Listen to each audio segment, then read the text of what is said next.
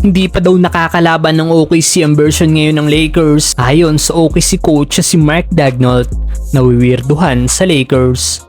Lumipad na nga po kanina papuntang Oklahoma City ang team ng Los Angeles Lakers dahil bukas na magaganap ang Game 1 matchup nila sa pagitan ng OKC Thunder. Todo ang naging paghahanda ng LA para sa defending champion.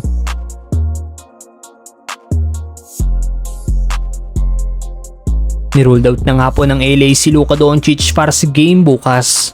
Hindi nga po magiging madali ang series na ito para sa Lakers dahil bukod sa ang OKC ang defending champion, sila din ang number 1 team ngayong season.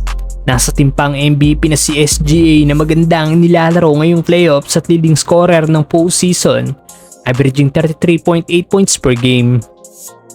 4 na beses nga po nagkaharap ang dalawang team noong regular season kung saan winalis ng OKC ang LA. Hindi lang basta tinalo ng 4 na beses ng OKC ang Lakers dahil lahat ng kanilang panalo ay blowout win na may winning average na 29.3 points per game. Pero kahit ganito ang naging panalo ng OKC sa Lakers noong regular season, ipangamba pa rin ng OKC coach si Mark Daigneault.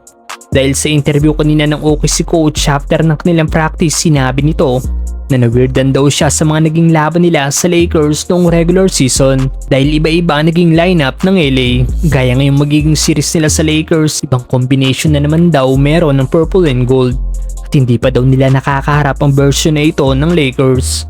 But it's been such a weird series. It's been guys in and out of everything. Even this combination of players that are going to start the series healthy and we've played with these versions of these teams yet this season. So. Well, totoo naman ang sinabi ng OKC coach dahil noong Game 1 matchup nila noong regular season, wala sa lineup si LeBron.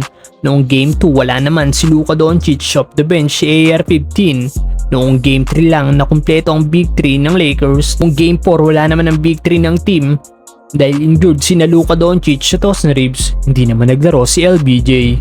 Kaya ganito na lang siguro naging pahayag ng OKC coach. Magaganap ang Game 1 matchup sa pagitan ng OKC at Lakers bukas 8:30 AM sa bahay ng OKC sa Paycom Center.